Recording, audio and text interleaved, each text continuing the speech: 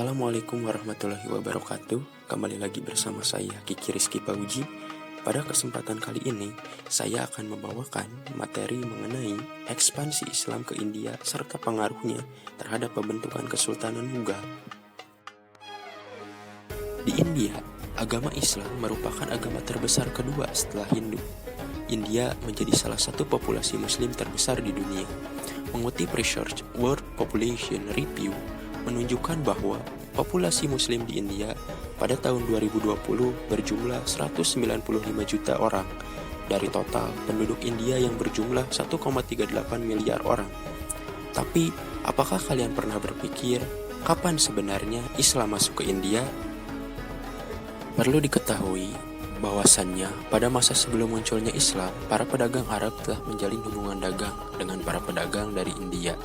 Pedagang Arab berlayar ke pantai barat India secara teratur untuk berdagang rempah-rempah. Berbicara mengenai rentang waktu masuknya Islam ke India sendiri diperkirakan telah dimulai pada abad ke-7, di mana pada masa Khulafaur Rasyidin telah muncul upaya-upaya untuk menaklukkan India, namun upaya tersebut selalu mengalami kegagalan. Keberhasilan melakukan penaklukan terhadap India sendiri terjadi pada masa dinasti Umayyah yang saat itu dipimpin oleh Al-Walid bin Abdul Malik. Perlu diketahui juga bahwasannya ekspedisi yang dilakukan ke India dilakukan setelah terjadinya drama pembajakan di dekat Nepal atau Karachi sekarang. Pada saat itu, terjadi gangguan terhadap orang-orang Islam oleh para perompak India di bawah tanggung jawab Raja Dahir. Al-Hajjaj yang pada saat itu merupakan jenderal dari dinasti Umayyah mengirimkan surat protes kepada Raja Dahir agar menghukum para perompak tersebut sehingga pelayaran antara orang Arab dengan India tetap berjalan lancar.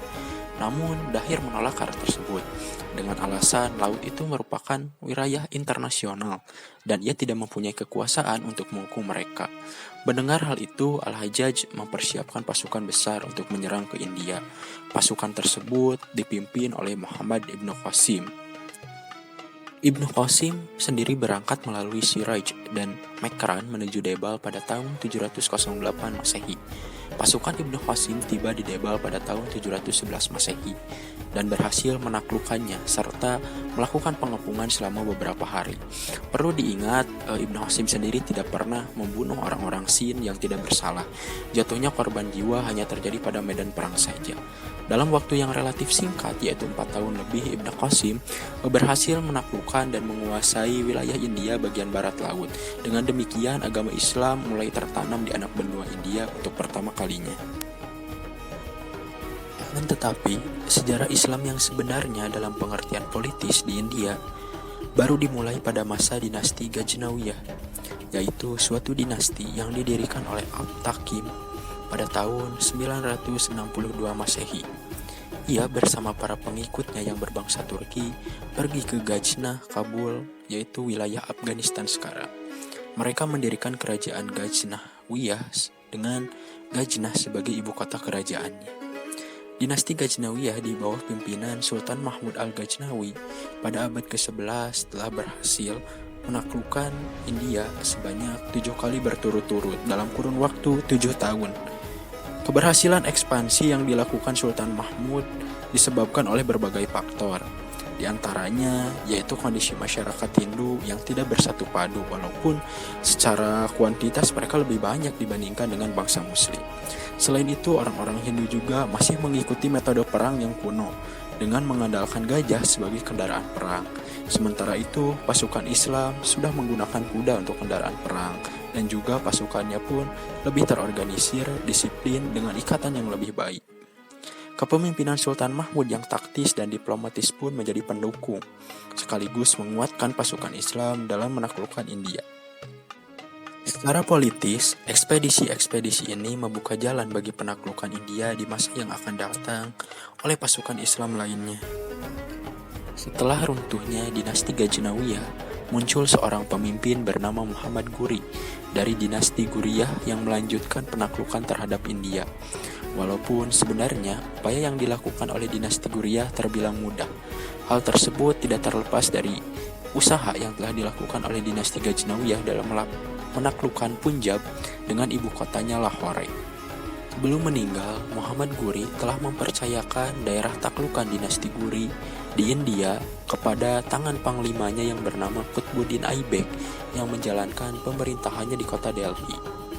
Hal tersebut menandai munculnya Kesultanan Delhi dengan 5 dinasti besar yang pernah berkuasa di dalamnya, di mana dinasti pertama yang berkuasa adalah dinasti Mamluk yang didirikan oleh Qutbuddin Aibak. Sedangkan 4 dinasti lainnya yang pernah berkuasa di Kesultanan Delhi diantaranya adalah dinasti Khilji, dinasti Tughlaq, dinasti Shahid, dan juga dinasti Lodi. Perkembangan politik Islam di India yang ditandai dengan munculnya Kesultanan Delhi nampaknya telah mengundang bangsa lain untuk meluaskan kekuasaannya ke India. Hal tersebut ditandai dengan adanya upaya penaklukan dari bangsa Mongol dan juga bangsa Timuriah yang dipimpin oleh Timur Leng. Pada perkembangan selanjutnya, muncul seorang penguasa Pergana yang bernama Zahiruddin Babur. Ia merupakan salah satu cucu dari Timur Leng yang berambisi untuk menaklukkan India. Pada awalnya, dia menaklukkan Samarkand, yaitu salah satu kota penting yang ada di Asia Tengah. Lalu usahanya berlanjut, yaitu dengan melakukan penaklukan terhadap Kabul, yaitu ibu kota Afghanistan. Setelah berhasil menaklukkan Kabul, Babur pun meneruskan ekspansinya ke India. Pada saat itu, dinasti Lodi sedang berkuasa di India, dengan rajanya adalah Ibrahim Lodi. Namun, pemerintahan Ibrahim Lodi sangatlah tidak stabil. Hal tersebut ditunjukkan dengan munculnya berbagai krisis yang menyebabkan terganggunya stabilitas pemerintahan. Hal tersebut juga diperparah dengan adanya pemberontakan yang dilakukan oleh Alam Khan, yaitu paman dari Ibrahim Lodi, bersama dengan Daulat Khan, yaitu gubernur dari Lahore. Mereka mengirim utusan ke Kabul meminta bantuan Babur untuk menjatuhkan pemerintahan Ibrahim di Delhi. Permintaan tersebut diterima oleh Babur. Pada tahun 1525 Masehi, ia memimpin pasukannya menuju Punjab dan berhasil menaklukkan ibu kotanya yaitu Lahore.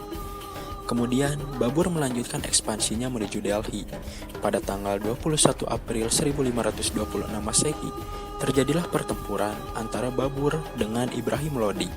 Pertempuran tersebut dikenal dengan The First Battle of Panipat atau pertempuran pertama di Panipat.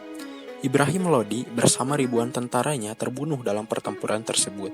Babur memasuki kota Delhi sebagai pemenang dan menegakkan pemerintahan Mughal di sana. Dengan demikian, berdirilah Daulah Mughal di India pada tahun 1526 Masehi. Demikian yang dapat saya sampaikan. Mohon maaf atas segala kekurangannya. Jangan lupa like dan komen di WAG. Terima kasih. Wassalamualaikum warahmatullahi wabarakatuh.